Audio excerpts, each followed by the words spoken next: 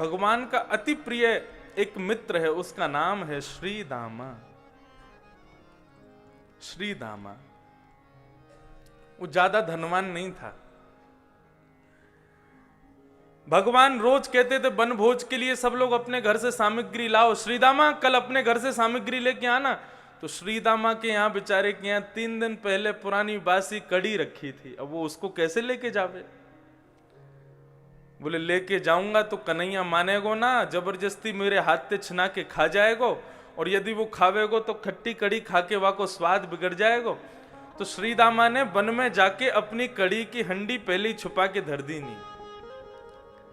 और जब ठाकुर जी भोजन कर रहे तो सबसे भी मांग रहे हैं, हाँ भाई तू का लायो अपने घर से तू दे, हाँ भाई तू का लायो तू भी खिला, तू का लेके आयो तू भी खिला, लाओ ब्रजवासियों भोग, सबके यहां से पाते हैं। तो ऐसे ही ठाकुर जी सबके यहां के प्रसादी पा रहे थे। तभी ठाकुर जी ने कहा मधुमंगल तू का लेके आयो है। मधुमंगल बोलो ना कछु ना लेके आयो। अले मुझको बता कहा लेके आयो है। इतने में ही मधुमंगल ने वो बासी कढ़ी को हंडी ठाकुर जी को दिखाई। वो लाला मेरे यहाँ 3 दिन से कछु बनो ना है, ये बासी कढ़ी है, लेकिन ये मैं तो को दे ना सकूं। क्यों? बासी है, खट्टी है, तू खाएगो तो तेरा स्वाद बिगड़ जाएगा। अब तो ठाकुर जी जिद करने लगे, पीछे दौड़े, आगे आगे मधुमंगल दौड़े, बोले लाला जिद मत करे, मैं तो को ना पवाऊंगा। इतने में ही जोर से दौड़ करके मधुमंगल दूर गया और एक पेड़ पर चढ़ करके संपूर्ण वो कड़ी का हंडी मुख से लगा करके पीने लगा, और पूरी कड़ी पी करके और फिर नीचे उतर के आया। ठाकुर जी अपने कमर पे हाथ रख के खड़े, बोले मुंह को कड़ी क्यों ना दी तेने? बोले बासी है, खट्टी है, या हमारी नहीं दी। ठाकुर जी मुस्कुराने लगे, लेकिन मधुमंगल मुझको तो कड़ी मिलेगी। बोले कहां से मिलेगी, अब तो बची ना है।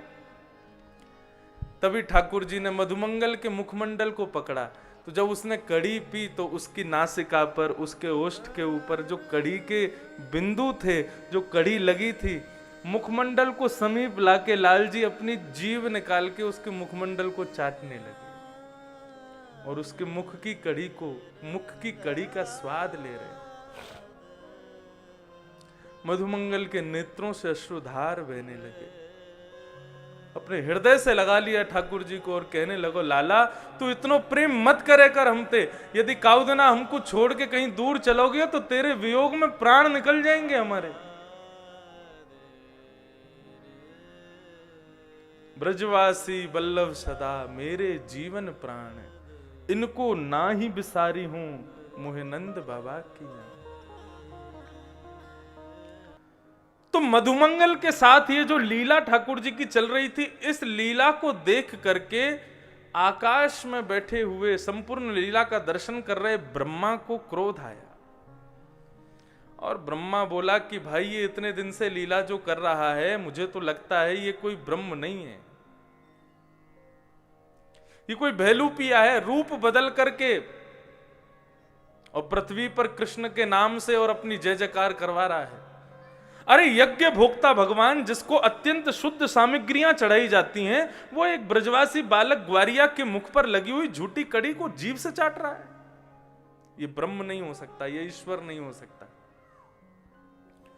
और भगवान की परीक्षा लेने के लिए अब भगवान तो मधुमंगल के साथ दूर खड़े हैं, ब्रह्मा जी आए और आकर के समस्त ग्वाल वालों का हरण करके अपने ब्रह्मलोक ले गए। भगवान लौट करके यहां आने लगे तो पीछे से मधुमंगल का भी हरण करके ले गए। अकेले ठाकुर जी रह गए पूरे वन में। ठाकुर जी ने चारों ओर देखा, बोले मेरी गैया कहां गई, मेरे बछड़ा कहां गए, मेरे ग्वाल बाल सब मित्र सखा कहां गए। खूब खोजा, जब भी नहीं मिले तब नेत्र बंद करके ध्यान लगाया, बोले कहां है समस्त ब्रजवासी गण। तभी देखा कि वे तो ब्रह्मलोक में बैठे हैं, ब्रह्मा ने उनको बंदी बना रखा है। ताम्र वर्ण हो गया चेहरे का ठाकुर जी के। बोले परीक्षा लेता है हमारी, अभी बताते हैं। तुरंत ठाकुर जी ने अपनी मायावी शक्तियों का आमंत्रण किया और जितने ग्वाल बालों का हरण करके ब्रह्मा जी ले गए थे, उतने ग्वाल बाल ठाकुर जी में से ही प्रकट हो गए। और प्रकट होकर के, मतलब ये मधुमंगल, श्रीदामा आदि जितने भी ठाकुर जी के मित्र हैं, सब ठाकुर जी में से ही प्रकट हो गए। और भगवान अपनी लीला पुनः वैसे जैसे पहले कर रहे थे वैसे ही करते हुए वापस वृंदावन को चले गए। 1 वर्ष हो गया। 1 वर्ष बाद ब्रह्मा जी सोचते हैं कि अब देखूं बेलू पिया कृष्ण बिलबिला रहा होगा, अपने मित्रों की सखाओं की याद में रो रहा होगा, जाके देखूं तो सही क्या कर रहा है। ब्रह्मा जी ने जैसे ही आकर के देखा तो जितने ग्वाल बालों का हरण करके ले गए वो समस्त ग्वाल बाल तो नीचे भ्रमण कर रहे हैं, उनके संग में कृष्ण गौचारण कर रहे हैं, उन्हीं के संग कृष्ण बैठ करके भोजन कर रहे हैं, आनंद कर रहे हैं। ब्रह्मा जी को लगा राम राम राम, मैंने बहुत बड़ा अपराध कर दिया, मैंने साक्षात भगवान का परीक्षा ली, अब मुझको शापित होने से कोई नहीं रोक सकता। पुनः ब्रह्मलोक की ओर जाने लगे। तो यहां लीला क्या हो गई, जब ब्रह्मा जी नीचे पृथ्वी पर आए इतने में ही भगवान ब्रह्मा जी का रूप धारण करके और ब्रह्मलोक चले गए। और ब्रह्मा जी के द्वारपालों को बोला यदि कोई बेलूपिया आवे तो मार पीट के भगा देना उसको। अब ब्रह्मा के रूप में भगवान बैठे हैं ब्रह्मलोक में। अब असली ब्रह्मा पहुंचे। अब जैसे ही असली ब्रह्मा पहुंचे अंदर प्रवेश करने लगे, द्वारपालों ने द्वार बंद कर दिया। बोले कहां जा रहे हो? ब्रह्मा जी बोले तुम्हारी इतनी हिम्मत, मुझको रोकते हो? मैं ब्रह्म हूं, इस लोक का स्वामी हूं। 2 मिनट लगेगा, तुम लोगों को अभी इस्तीफा दे दूंगा, निकाल दूंगा अपने यहां से। द्वारपाल डंडा लेके भागे हुए, तू क्या निकालेगा, हम भगाएं तेरे को अभी? ब्रह्मा जी बोले तुम लोगों की स्थिति ऐसी क्यों हो गई है, मुझ पर शक क्यों कर रहे हो? तब ब्रह्मा जी के द्वारपालों ने कहा कि असली ब्रह्मा तो भीतर बैठे हैं और उन्होंने ही हमसे कहा था कि बेलूपी आए तो भगा देना। तुम बेलूपी आओ, असली ब्रह्मा तो भीतर है। ब्रह्मा जी समझ गए कि मेरा रूप धारण करने की सामर्थ्य केवल और केवल नारायण में है और किसी में नहीं। अच्छा ठीक है, मैं नकली ब्रह्मा हूं, लेकिन असली ब्रह्मा से 2 मिनट चर्चा करने के लिए भीतर आ सकता हूं, उनको प्रणाम करने आ सकता हूं? बोले रुको हम पूछ के आते हैं। पूछने के लिए गए तो भगवान से कहा कि महाराज नकली बेलूपिया खड़ा है आपका बाहर, क्या करें? बोल रहा है आपसे मिलना। बोले बुलाओ, अंदर बुलाओ उसको। अब जैसे ही ब्रह्मा जी भीतर प्रवेश किए तो सबको तो भगवान ब्रह्मा दिख रहे हैं, लेकिन ब्रह्मा को साक्षात नारायण के रूप में दिख रहे हैं। तब जाकर के चरणों में प्रणाम किया, बोले क्षमा कर दो प्रभु। और तब उन्होंने स्तुति गाई, ब्रह्म स्तुति। ब्रह्मा जी ने खूब लंबी चौड़ी स्तुति गाई, लेकिन भगवान ने उनको क्षमा नहीं किया। तो वही भाव बता रहे हैं। बोले तेने ब्रह्म हृदय आदि कवि मुह्यंती, जिन्होंने आदि कवि ब्रह्मा को भी अपनी लीला के द्वारा मोहित कर लिया। यत् सूरयः, इंद्र को भी जिन्होंने गिरिराज पर्वत धारण करके मोहित कर लिया। तेजो वारि मृदाम यथा विनिमयो यत्र सर्गो मृषा, पृथ्वी जल तेज वायु आकाश, इन 5 तत्वों की पवित्रता के लिए कृष्णावतार हुआ, रामावतार हुआ। प्रत्येक अवतार इन 5 तत्वों की पवित्रता के लिए होता है। ठाकुर जी ने अपनी लीला के द्वारा तेजो यानी कि अग्नि को पवित्र किया। 2 बार अग्नि लगी ब्रजमंडल में, ठाकुर जी पी गए। तो अग्नि, उसके बाद वायु, तो वायु के रूप में तृणावर्त नाम का एक राक्षस आया था, उसको मार करके ठाकुर जी ने वायु को पवित्र किया। पृथ्वी, मिट्टी खा करके ठाकुर जी ने पृथ्वी को पवित्र किया। तो पृथ्वी जल अग्नि और उसके पृथ्वी वायु अग्नि, उसके बाद आता है जल। तो कालिया नाग का मर्दन करके ठाकुर जी ने जल की रक्षा की, जल का संवर्धन किया। और अंतिम आकाश, पृथ्वी जल तेज वायु आकाश।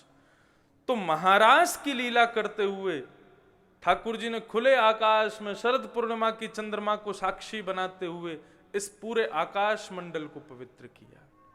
तो पृथ्वी जल तेज वायु आकाश, तेजो वारी मृदाम यथा विनिमयो यत्रत्र सर्गो मृषा, 3 स्थानों पर लीला की भगवान ने, ब्रज, द्वारिका और हस्तिनापुर।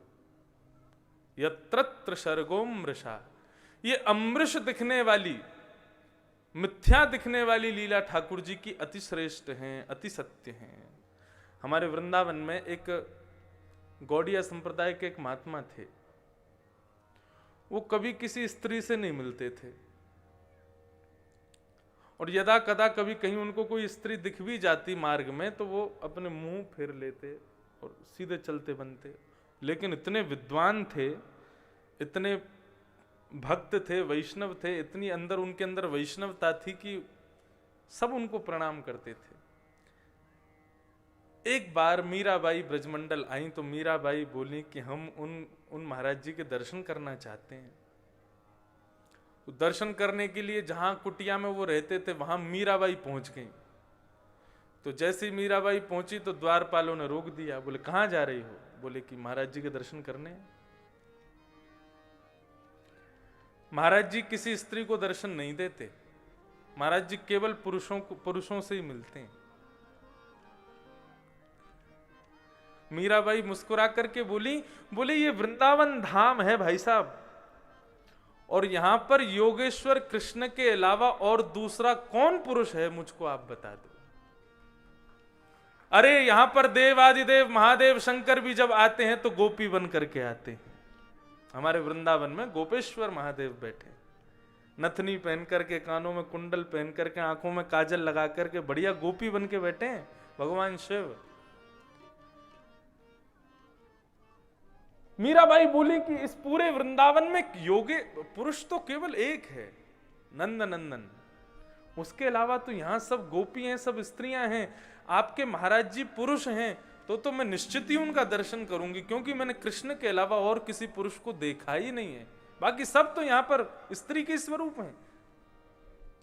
जब उनको ये भान हो जाए तो मुझे बता देना, मैं फिर आकर के उनसे मिल लूंगी। अच्छा, मीराबाई का एक स्वभाव था, मैंने उनके जो जो चरित्र पढ़े, जो जो भाव पढ़े, वो उसको हमारे यहाँ तो अल्लड़ भाषा में तो ऐसे बोल देते हैं मुंह फट, लेकिन मुंह फट नहीं, वो जो मुंह पे होता था बोल देती थी, जिसको होता था उसको बोल देती थी।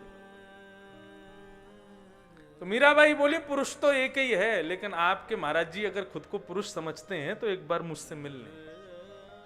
ऐसा कहकर के मीराबाई गई। द्वार जो उनके सेवक थे उन्होंने जाकर के उनको महाराज जी को बताया। बोले मीराबाई आई थी, तो बोले दर्शन के लिए कह रही थी, हमने मना किया। तो बोले वृंदावन में तो एक ही पुरुष है, ये आपके स्वामी जी कहां से पुरुष बन गए। ये बात सुनते ही उन्होंने उसी दिन अपना नियम तोड़ दिया कि आज के बाद स्त्रियों से नहीं मिलेंगे। ये नियम तोड़ दिया। और इस नियम को तोड़ा कैसे? बोले अब वो महाराज जी चल करके मीराबाई के पास गए और पहली बार मीराबाई को देख करके अपना ये नियम तोड़ा उन्होंने। कहा कि हम भले ही खूब विद्वान थे, लेकिन हमारे हृदय में भी विकार था, स्त्री पुरुष में भेद था, आपने वो भेद भी दूर कर दिया। ऐसी वैष्णवता। आप लोग कभी जाओ पहाड़ों पर, हिमालय के पहाड़ों पर, तो वहां कहीं आप रात्रि में रुकोगे और सवेरे 4 बजे यदि उठ जाओगे तो संभवतः चातक पक्षी की आवाज आपको सुनाई देगी। वो चातक पक्षी जब बोलता है तो उसके मुख से ऐसी आवाज निकलती है, प्यासा हूं, प्यासा हूं, प्यासा हूं। वो जब बोलता है तो ऐसा ही लगता है कि बोल रहा है प्यासा हूं। तो सुबह सुबह सूर्योदय होने से पहले ही चिल्लाता है प्यासा हूं, प्यासा हूं।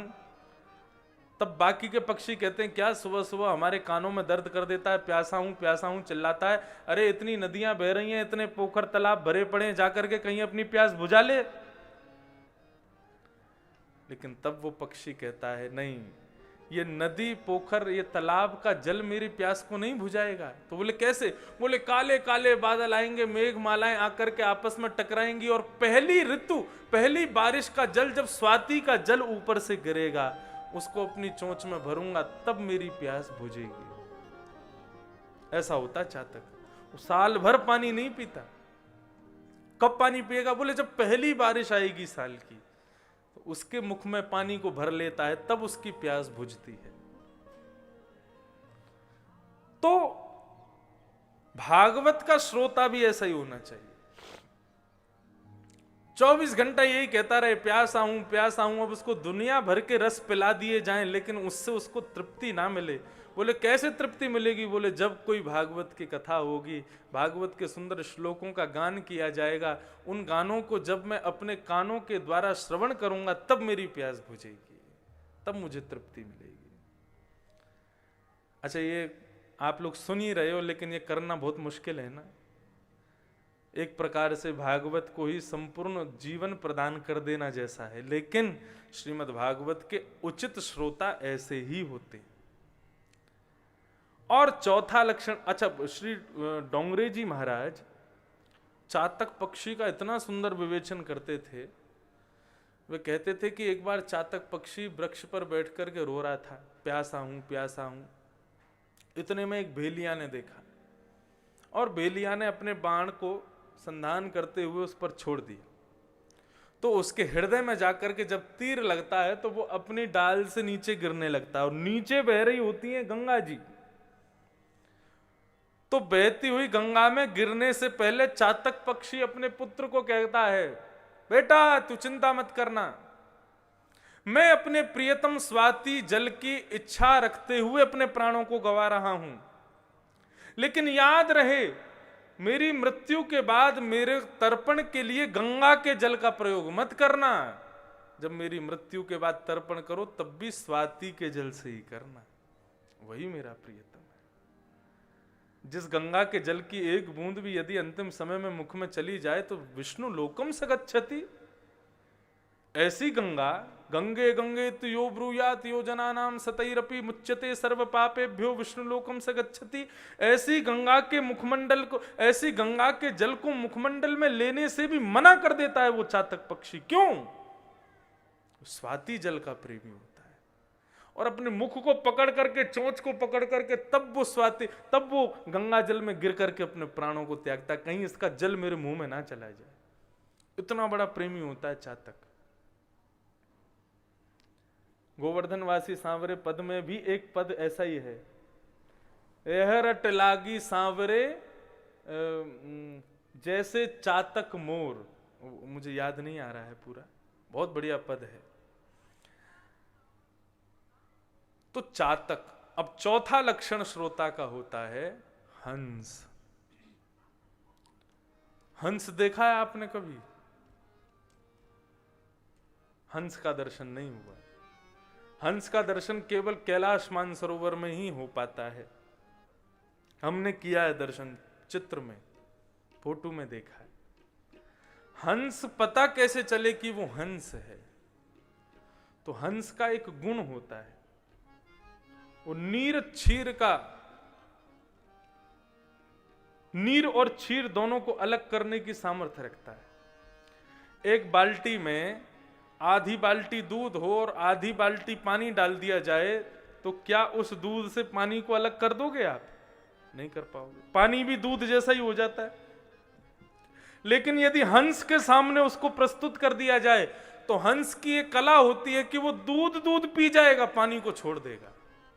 ये हंस की कला होती है। तो भागवत का श्रोता भी हंस जैसा होना चाहिए। क्यों?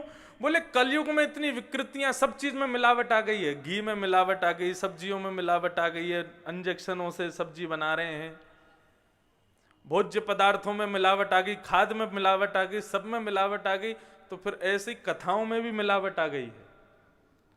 हर प्रकार की कथाएं चल रही हैं और हर प्रकार के वक्ता हर प्रकार से कथाएं कर रहे हैं, लेकिन श्रोता को वक्ता में और वक्ता की कथा में कैसी बुद्धि रखनी चाहिए? बोले हंस जैसी।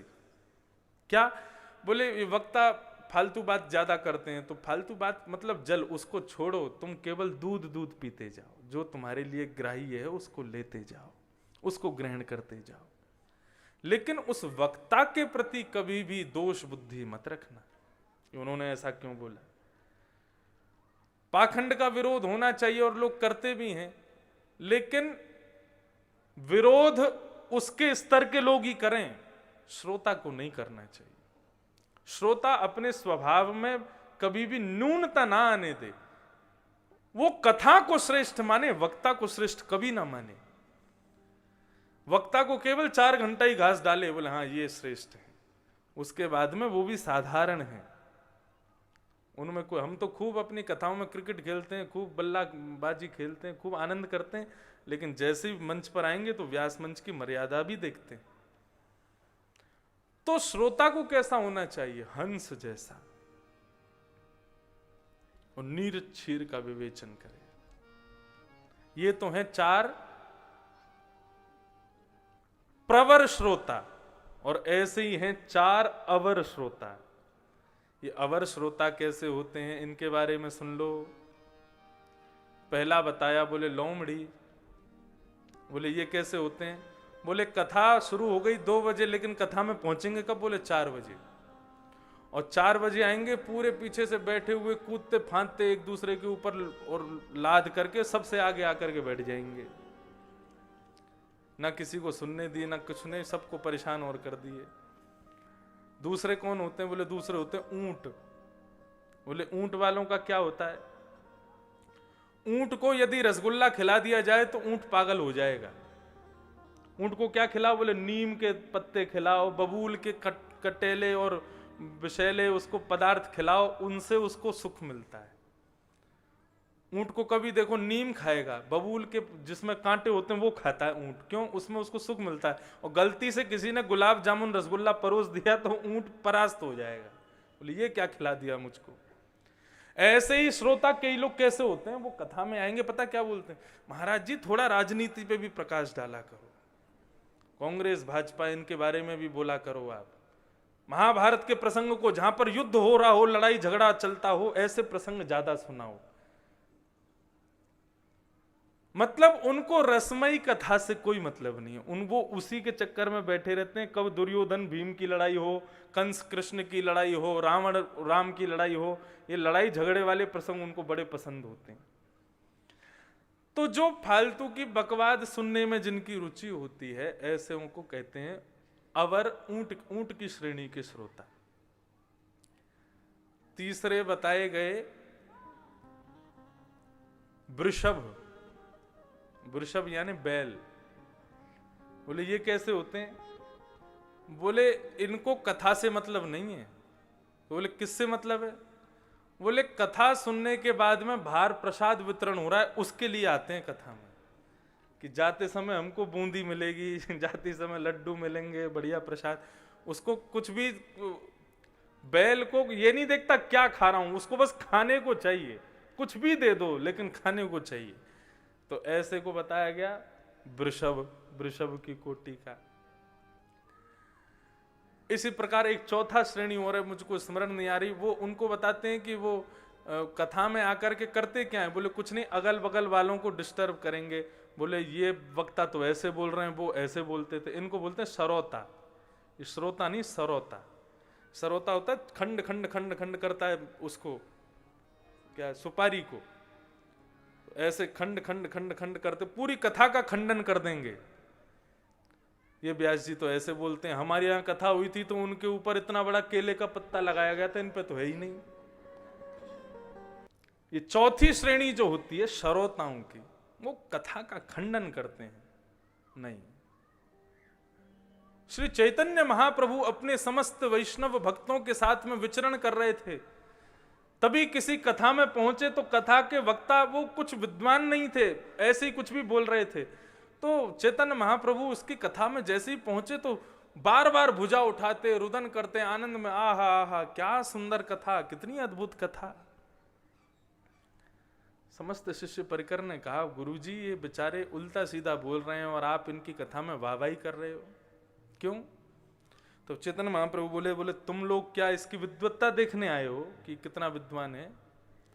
परीक्षण की भावना से कथा में बैठोगे तो फिर कोई भी कितना भी श्रेष्ठ वक्ता क्यों ना हो, उसमें भी दुर्गुण ही दिखेंगे। परीक्षित बन के बैठो, ग्रहण करने की भावना से बैठो। अगर आप स्वयं बुद्धिमान हैं, विद्वान हैं, इस भावना से कथा में आएंगे तो जब घड़ा आपकी विद्वत्ता से भरा ही हुआ है तो मैं और भरूंगा तो बाहर गिरेगा ही।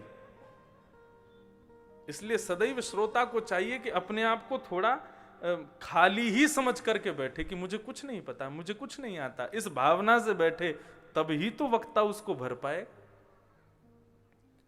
तो श्रोता के लक्षण इस प्रकार होने चाहिए। तो मैं किस विषय में कह रहा था? भागवत का धर्म क्या है कि हम, विषय क्या है? हमारे हृदय में परम धर्म का बीज बो देना। अब वो बीज तो यहां बुब गया आपके हृदय में, अब उस बीज को वृक्ष बना करके दूसरों को फल देना, पुष्प देना, छांव देना, वो कब होगा? जब इसी कथा को सुन करके इसके सद्भावों को आप दूसरों तक पहुंचाओगे। ये बात। सुबह सुबह व्हाट्सएप चेक करते हैं सब लोग, और जहां पे दिखेगा कि कहीं पर लड़ाई झगड़ा हुई है, किसी की बदनामी की बात है, तो तुरंत उसको 100 लोगों को भेज देंगे। लेकिन किसी ने कथा भेजी हो, कोई प्रसंग भेजा हो, कोई अच्छी बात भेजी हो, उसको 10 लोगों को भी नहीं भेजेंगे। ऐसी स्थिति नहीं। वैष्णवता कहते ही उसे हैं कि मैं भक्त बना हूं तो अपने साथ साथ औरों का भी कल्याण करते हुए उनको भी भक्त वैष्णव बनाऊं। तो ये भागवत का विषय है। एक गांव में रहते थे, सावधानी से सुनना। गंगा जी में स्नान करने के लिए गए, तो गंगा स्नान करते समय उनको अपने पैरों के नीचे कुछ अनुभव हुआ। तो जैसे ही उन्होंने डुबकी लगा करके वो निकाला, तो वे उनके सेव्य ठाकुर जी उनको मिल गए, छोटे से। उन ठाकुर जी को देख करके हृदय से लगा लिया, बोले जय हो मेरे लाल जी, आप कृपा करके पधारे, अब आपकी सेवा मैं करूंगा। बहुत सावधानी से सुनना। ईर्ष्या दोष भगवान को प्रिय नहीं है। तो श्री रैदास जी महाराज उन ठाकुर जी को अपने घर ले आए, अपनी कुटिया में ले आए।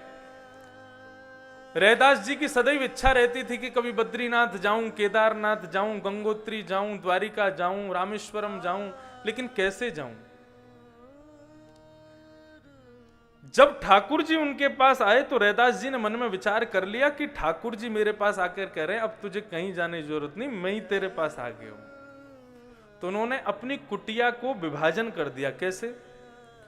एक कोने में ठाकुर जी को विराजमान कर दिया, एक कोने का नाम बद्रीनाथ रख दिया, एक कोने का नाम द्वारिकाधीश रख दिया, एक कोने का नाम रामेश्वरम रख दिया, एक कोने का नाम वृंदावन रख दिया। और क्या करते? ठाकुर जी की सेवा करते और ठाकुर जी से कहते ठाकुर जी चलो तुमको बद्रीनाथ घुमा लाएं, तो ठाकुर जी को उठा के दूसरे कोने में रख देते, ये रहे बद्रीनाथ। वहां से उठा करके चलो ठाकुर जी तुमको वृंदावन ले चले, तो दूसरे कोने में ले जाते, बोले ये है, ओहो ये वृंदावन आ गए। अभी जब लॉकडाउन लगा था तो उस समय कई वैष्णवों ने ऐसा किया। अब कहां जाएं? वृंदावन नहीं जा पा रहे, द्वारिका नहीं जा पा रहे, बद्रीनाथ आदि कहीं नहीं जा पा रहे, तो क्या करें? अपने घर में बहुत सारे कमरे हैं, सब कमरों के नाम रख दिए। इसका नाम क्या? बोले बद्रीनाथ। रसोई घर का नाम बोले जगन्नाथ। वहां पर अन्न दाल भात ही मिलता रहता है हमेशा, 24 घंटे कभी चले जाओ, 12 महीने दाल भात मिलेगा। सोने का स्थान जहां पर पौड़ते हैं बोले रंगनाथ, श्री रंगनाथ भगवान से सैया पर पौड़े हुए। दफ्तर का जहां काम कर रहे हैं, अब तो घर से ही सब काम कर रहे थे, तो क्या उसका नाम क्या रखा? बोले द्वारिकापुरी। बोले ये यहाँ पर राजा बनकर के सब काम कर रहे हैं। तो अब घर में आपस में चर्चा चलती, तो क्या कहाँ जा रहे हो? बोले वृंदावन जा रहे हैं। बोले वृंदावन वो रहा। आप कहाँ जा रहे हो? बोले हम जगन्नाथपुरी जा रहे हैं। आप कहाँ जा रहे हो? हम द्वारिकापुरी जा रहे हैं। तो सारे तीर्थ धाम घर में ही भाव से प्रकट हो जाएंगे। श्रीमद् वल्लभाचार्य जी महाराज कहते थे कि भगवान को व्यंजन की पूजा से ज्यादा भाव की पूजा प्रिय है। एक भक्त ने कहा कि मेरे पास इतनी धन सामग्री नहीं है कि मैं ठाकुर जी को विविध विविध पदार्थों से भोग लगा सकूं, क्या करूं? श्रीमद् वल्लभाचार्य जी महाराज बोले पदार्थ खरीद नहीं सकता, लेकिन पदार्थ का चिंतन तो कर सकता है। चिंतन तो फ्री में मिल जाता है, तो क्या करो? बोले ठाकुर जी को सामने विराजमान करके नेत्र बंद कर लो और बोले ठाकुर जी आज आपको पंचामृत से अभिषेक कराएंगे, ये लो दूध से स्नान, ये लो घी से स्नान, ये लो शर्करा से स्नान, ये लो मधु से स्नान। लेना कुछ नहीं है, बस सोचना है कि हम करा रहे हैं। इमेजिनेशन। अब आप लोग वहां बैठे हो, वहां बैठ करके केवल सोच लो आंख बंद करके कि मैं मंच पे खड़ा हूं, तो आपकी जो सोचने की प्रक्रिया है वो पूरे दृश्य को इस प्रकार क्रिएट कर देगी कि आपको लगेगा कि आप सच में मंच पर खड़े हो। तो ऐसे श्रीमद् वल्लभाचार्य जी बोले कि अपने मन में केवल भाव रख लो कि हम ये प्रस्तुत कर रहे हैं, भाव से ही ठाकुर जी प्रसन्न हो जाएंगे। तो उनका भक्त रोज ठाकुर जी का पंचामृत से अभिषेक करता। पंचामृत से अभिषेक करने के बाद में अब गरम गरम जल से अभिषेक किया। ठाकुर जी को बढ़िया सुंदर एक सुंदर वस्त्र से ठाकुर जी के अंगों को पोंछा। ठाकुर जी को बढ़िया मखमल के वस्त्रों से बने हुए वस्त्र अलंकार धारण करा दिए। ठाकुर जी को सुंदर इत्र धराया है। ठाकुर जी के स्वर्ण के नेत्र धराए हैं, स्वर्ण का मुकुट धराया है। ये सारी सेवा केवल सोच रहा है। अब ठाकुर जी तैयार हो गए, चलो दूध भोग लगाओ। दूध रख दिया। दूध फीका है, इसमें थोड़ी सी केसर डालो, इलायची डालो, बढ़िया काली मिर्च डालो। अच्छा चलो चीनी डालो, 1 चम्मच 2 चम्मच 3 चम्मच। अरे चीनी तो बहुत ज्यादा हो गई, चलो 1 चम्मच निकाल लो। जैसे ही दूध में से 1 चम्मच निकालने लगा तो भगवान सच में प्रकट हो गए। हाथ पकड़ लिया उसका। जैसे ही नेत्र खोल करके देखा तो सामने द्वारिकाधीश बैठे। बोले प्रभु आप कैसे प्रकट हुए? बोले मैं ये कहने को प्रकट हुआ हूं, तेरी सच की चीनी लग रही है जो तू निकाल रहा है उसको। अरे क्यों निकाल रहा है? लग गई तो लग गई। अब तो भाव ठाकुर जी को अति प्रिय है।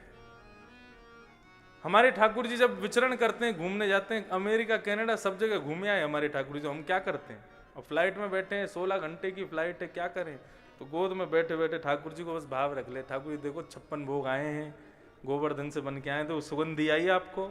मोहन थार, मेवा, बाटी, मठरी, मैसूर पाक सब आइए, देखो पाओ, भोग लगाओ। और एक और बात, हम अपने ठाकुर जी के बिस्तर के नीचे 500-1000 रुपए और रख देते हैं कि जगह जगह कहीं पे आपको दुकान मिले तो खुद खरीद के खा लेना। तो ये भाव ही प्रमुख है भक्ति में। सिद्धांत में सबसे श्रेष्ठ भाव ही है।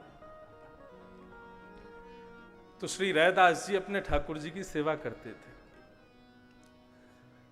कुछ लोगों को उनसे ईर्ष्या होने लगी। बोले इसके पास जो ठाकुर जी हैं इनको धन सिद्ध है, देख रहे हो रैदास पर कितनी कृपा हो रही है, खूब धन आ रहा है, खूब सब संपत्ति अपने आप आ रही है इसके पास। तो उन लोगों ने क्या कहा कि राजा के पास जाकर के प्रस्ताव कर दिया कि हे राजन, ये जो रैदास जी महाराज हैं इनको भगवान की पूजा का अधिकार नहीं है। ये पूजा का अधिकार तो हम ब्राह्मणों को है। आप इनसे कह करके और इनके ठाकुर जी हमको दिलवा दो।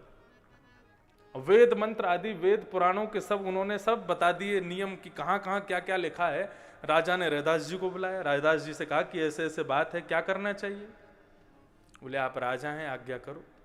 ठाकुर जी को मैं तो लाया नहीं, स्वयं पधारे हैं वो। तब राजा ने कहा एक काम करते हैं, अपने ठाकुर जी को हमारे राजभवन में लेके आओ और एक तरफ ये सब लोग बैठेंगे, एक तरफ आप बैठ जाओ। दोनों अपनी पूजा पद्धति से ठाकुर जी को प्रसन्न करने का प्रयास करो, जिससे ठाकुर जी रीझ करके उसकी गोदी में आ गए, ठाकुर जी उसी के। रैदास जी बोले ठीक है, आपकी जैसी आज्ञा। अब तो वो सब लोग जो ईर्ष्या में ठाकुर जी को पाना चाह रहे थे कि इनसे धन आता है, उन्होंने दुनिया भर के पदार्थ, दुनिया भर की सामग्रियां, ना जाने कहां कहां के तीर्थों का जल मंगाया। ठाकुर जी का इससे अभिषेक करेंगे, ये करेंगे, वो करेंगे, और पूरे महाराज राजभवन को सामग्रियों से भर दिया। 56 भोग मंगाए, इतनी सामग्रियां मंगाई, इतने जल मंगाए, इतने घड़े मंगाए, इतने बड़े बड़े विद्वानों को बुलाया। बोले इन सब से रीझ करके ठाकुर जी हमारे पास आएंगे। रैदास जी कुछ नहीं लेके आए, अकेले आए, अपने ठाकुर जी को सिंहासन पर विराजमान कर दिया।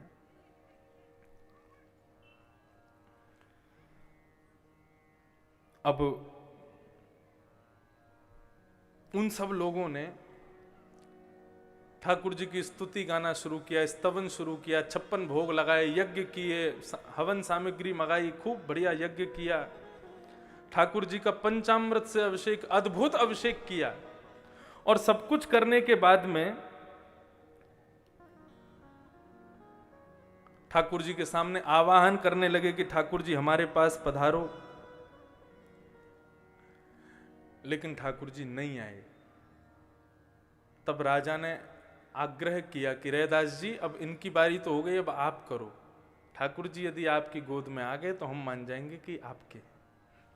तब श्री रैदास जी महाराज ने एक पद गाया, बहुत प्यारा पद है। श्री मीराबाई ने भी इस पद को गाया है, लेकिन श्री रैदास जी महाराज का भी यही शब्द के साथ में पद है। अपने नेत्रों को बंद करते हैं, ठाकुर जी का स्मरण करके कहते हैं, ठाकुर जी मेरे पास इतनी सामग्रियां, इतने 56 भोग पदार्थ का भोग लगाने के लिए धन, ये सब मेरे पास नहीं है, मेरे पास केवल वाणी है, मैं वही आपको प्रदान कर सकता हूं। यदि आपको ये सब सामग्रियां चाहिए तो आप अभी उनके पास चले जाओ, लेकिन मेरी वाणी सुनकर के मेरी टूटी फूटी सेवा और मेरी कुटिया में ही चारों धाम घूमने हैं, तो मैं पद के भाव से ही रिझा रहा हूं। आप अगर मेरी सेवा चाहते हैं तो मेरे पास आ जाना। तब श्री रैदास जी ने ये पद गाया, अगर आप उनके पास चले भी जाओगे सेवा के लिए प्रभु, तो भी मेरे हृदय में तो यही भाव रहेगा, सब ही पहर तुमरी ही आशा। दिन भर में जितने प्रहर हैं मेरी आशा केवल आपसे है, मेरे केवल आप ही हैं जिससे मैं आशा करूं। लेकिन आप आशा करवाने वाले आपके लिए तो हजारों हैं, लेकिन मेरे लिए तो केवल आप ही हो प्रभु, और कोई नहीं है। सब ही पहर तुमरी ही आशा, मन क्रम वचन कहे रैदासा। मन क्रम वचन से मेरी आश केवल और केवल आप हैं और कोई नहीं। और ऐसा भाव गाते गाते, राग थोड़ा सा कठिन है चंद्रकोश, और हमारे ज्यादा अभ्यास में नहीं है गाने के, लेकिन बहुत सुंदर राग है। जब ये भाव गाने लगे, गाते गाते रुदन करने लगे, नेत्र खोले ही नहीं, क्योंकि रैदास को ऐसा लगा शायद मेरे पास नहीं आएंगे आप। जब भी नेत्र नहीं खोले, रुदन करते रहे, नेत्रों से अश्रुपात होते रहे और गाते रहे। तब ठाकुर जी की मूर्ति वहां समस्त नगरवासियों के सामने, राजाओं के सामने, तभी देखते हैं कि राज सिंहासन से मूर्ति अपने आप उठ करके जाती है और जाकर के श्री रैदास जी की गोद में बैठ करके उनको अपने हृदय से लगा लेती है। और श्री रैदास जी अपने अंक में भर के ठाकुर जी की उस सुंदर प्रतिमा को अपनी कुटिया में चले जाते हैं। ठाकुर जी अति व्यंजन, अति बड़े बड़े उत्सव करने से ठाकुर जी को बहुत प्रसन्नता होती है, ऐसा नहीं है। मैं अपने लाल जी के खूब उत्सव करता हूं, अपने ठाकुर जी के खूब कथाएं कम, उत्सव ज्यादा करता हूं। लेकिन यदि उन उत्सवों में भाव प्रधान नहीं है, केवल और केवल साज सज्जा प्रधान है, ठाकुर जी के 56 भोग की सामग्री क्या बनी है वो प्रधान है, ठाकुर जी को हमने अलंकार कैसे धराए हैं, वस्त्र कैसे धराए हैं, ठाकुर जी की पिछवाई कैसी है, ठाकुर जी के साज सज्जे कैसे हैं, वो प्रधान यदि रखोगे तो ठाकुर जी को उत्सव प्रिय नहीं है। ये 56 भोग धराने की जो सेवा है कि ठाकुर जी को 56 भोग ही धरेंगे, उसके कम में ठाकुर जी को अगर 51 भोग रख दिए तो क्या ठाकुर जी भोग नहीं लगाएंगे? सबरी के बेर सुदामा के तंदुल रुचि रुच भोग लगाए। किसके वशीभूत? केवल प्रेम और भाव। यदि भाव है, प्रेम है, तो ठाकुर जी आप साधारण वस्तु भी दोगे तो उसको भी स्वीकार करेंगे। नाथ द्वारा जब श्री नाथ जी विराजे तो वहां पर कुछ वैष्णव, क्योंकि रसोई अभी ठाकुर जी की नई नई बनी है, सिद्ध होने में समय लगेगा, तो वैष्णवों के यहां से प्रसाद दी जाती थी श्रीनाथ जी के लिए।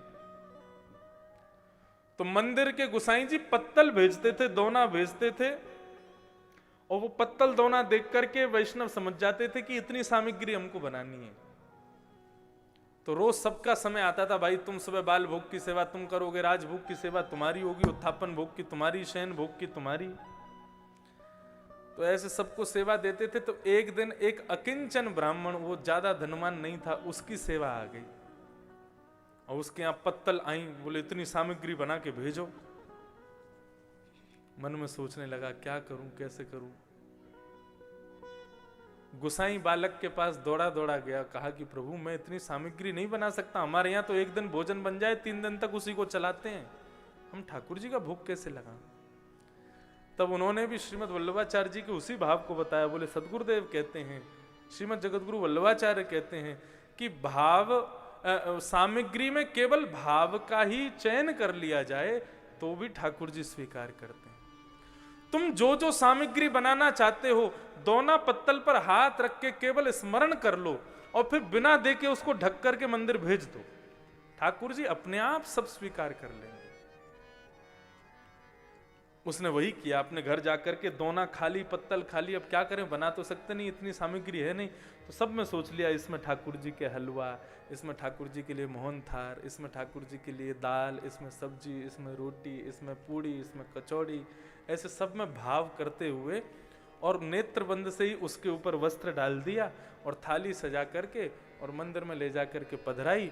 और जैसे ही ठाकुर जी के कपाट बंद हुए, राजभोग के लिए जैसे ही थाली के ऊपर से वस्त्र हटाए गए, जितनी सामग्री का ध्यान दिया सब प्रकट हो गई और ठाकुर जी ने भोग लगाया।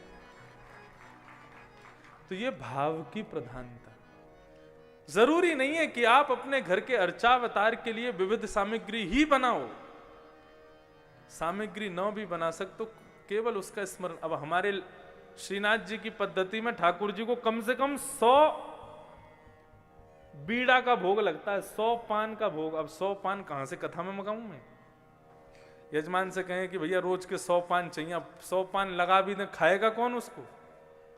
तो क्या करें ठाकुर जी के लिए? तो राजभोग के बाद, भोग के बाद ठाकुर जी के सामने ऐसे हाथ कर देते हैं, ये लो पान की आकृति बन गई, और दिखाई देते लो पान पालो। तो केवल ध्यान मात्र ऐसे ठाकुर जी के आगे भाव मात्र कर लिया जाता है, ठाकुर जी उसी से स्वीकार कर लेते हैं। तो भाव प्रधान। तो निर्मत्सराणाम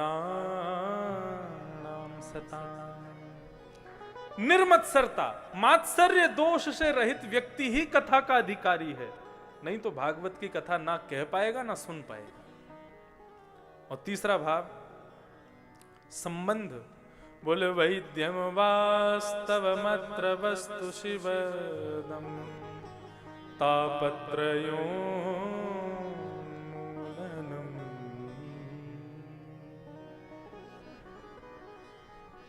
श्रीमद् भागवत का विषय संबंध क्या है? बोले ये हमारा संबंध किससे कराती है?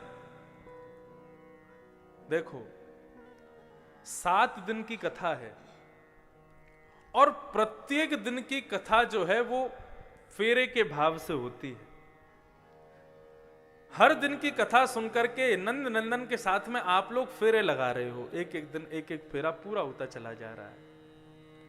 और हम कौन है? बोले फेरा लगावे वाले, भामर परवाए वाले पंडित जी हैं। हम कथा सुना के 4 घंटा में आपके फेरा ही लगवा रहे हैं। और ये सब कौन है? सब मंडली आती है फेरा परवाने वाले पंडित जी के संग में, एक थाली लेके घूमते रहते हैं, बोले इसमें चावल अक्षत आदि इनके तिलक करो, जे करो, वो सब ये पूरी हमारी मंडली पधारी वृंदावन से। भामर किसके पढ़ रहे हैं? आपके पढ़ रहे हैं। सप्ताह कथा 7 दिन जिस दिन पूरे हो जाएंगे उस दिन आप सबके 7 फेरे ठाकुर जी के साथ पूर्ण हो गए। अब क्या हुआ? बोला अब हम तो चले जाएंगे, अब आप लोग भी अपने घर चले जाओ। मतलब अब गौने का इंतजार करो, गौना कब होगा? श्रीमद् भागवत सुनने के बाद में मानव को मृत्यु के भय से दूर हो जाना चाहिए, मानव को मृत्यु का इंतजार शुरू कर देना चाहिए। कब आएगी बताओ? हम ताल ठोक के बैठे इंतजार कर रहे हैं तुम्हारा, कब आओगी? कथा श्रवण के बाद में मृत्यु मृत्यु ना रह जाए, मृत्यु गौना बन जाए। हमने कथा सुनी थी, फेरा तो हमारे हो गए। बोले अब क्या? बोले प्रियतम अब जब बुलावा भेजेंगे, पालकी भेजेंगे, 4 कहार भेजेंगे, तब उस पालकी में बैठ करके अपने प्रियतम के देश जाएंगे।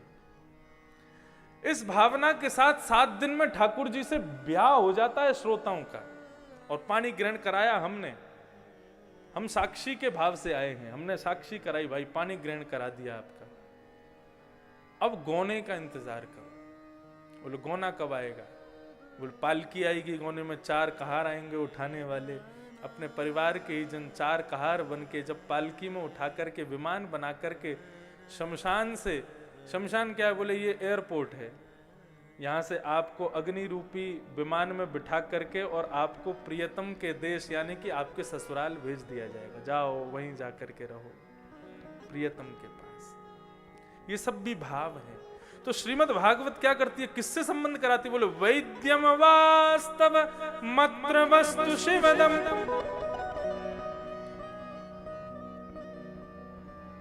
एक वस्तु है, कौन सी?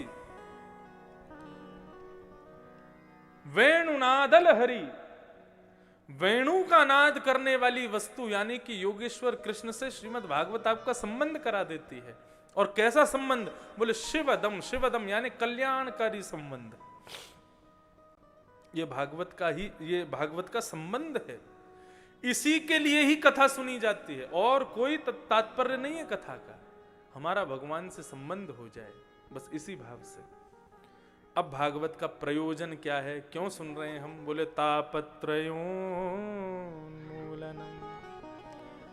3 प्रकार के ताप, आदि दैविक, आदि भौतिक, आध्यात्मिक। भयंकर बारिश से जो आपको घाटा होता है उसको कहते हैं आदि दैविक ताप।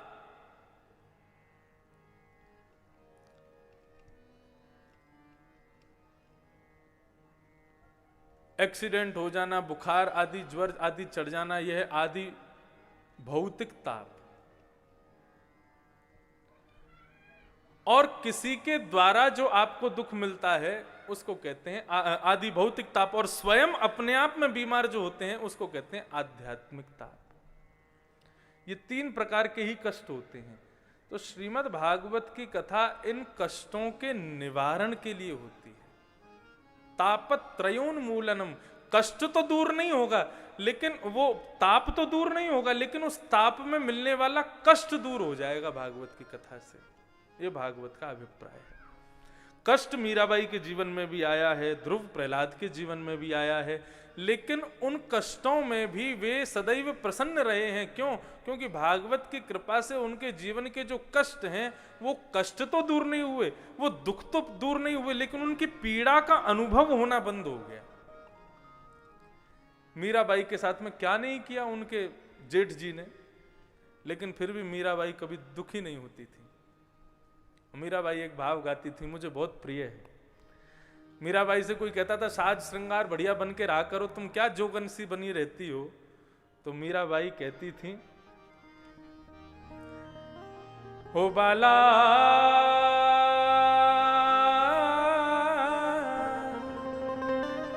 मैं बैरागन हूंगी। हमारे जो मेरे साथ मेरे मित्र पढ़ते थे विद्यालय में, स्कूल में, वे लोग आज मुझको देखते हैं तो मुझसे कहते हैं, वो तुम कहाँ इतनी कम उम्र में यार, तुम बढ़िया धोती वोती पहन के, तिलक बढ़िया लगा के, और क्या व्यास क्यों बन गए? हमारे जैसे रहा करो, खेला कूदा करो, आनंद किया करो।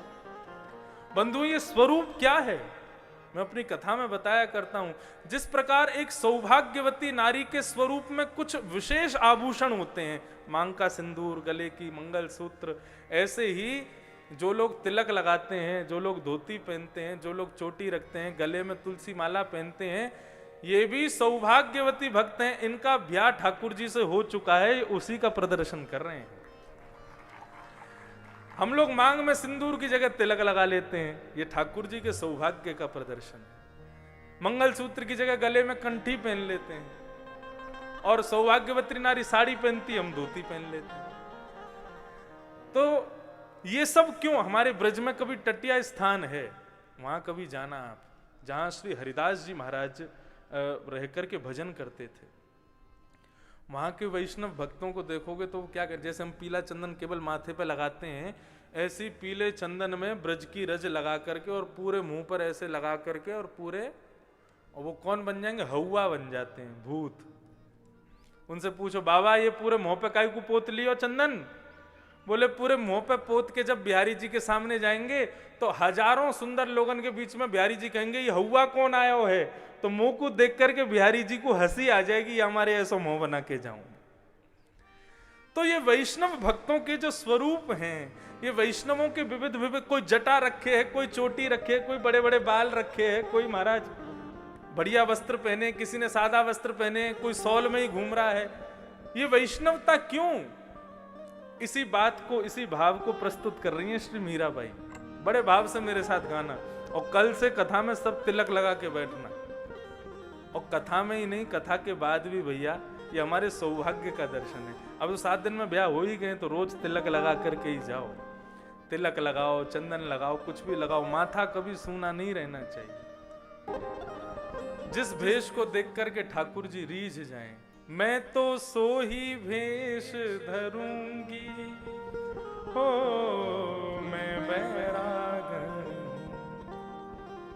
कोई पैंट शर्ट पहन करके मंदिर दर्शन करवे जाता है तो ठाकुर जी को कोई विशेष प्रभावित नहीं होता, कोई विशेष प्रभाव नहीं पड़ता। कोई धोती पहन के आवे, बगलबंदी पहन के, कुर्ता पहन के, बढ़िया सिर पर पाग वाग पहन के, फूल चंदन वंदन लगा के, तिलक लगा के, हाउ बिलाऊ सा बन के जावे तो ठाकुर जी जरूर देखते हैं ये कौन आया है मेरे पास। हजारों लोग ठाकुर जी का दर्शन कर रहे हैं, लेकिन उन हजारों में ठाकुर जी किसको देख रहे हैं, ये जरूरी बात है। तो श्रीमद् भागवत हमारा उस वस्तु से संबंध कराती है। तापत्रयोन्मूलनम श्रीमद् भागवते महामुनि कृते किंबा परैरीश्वरः सद्यो हृदय वरुध्य तित्रकृतभिः शुश्रूषुभिस्तत्क्षणात्। इस प्रकार भागवत जी के 2 मंगलाचरण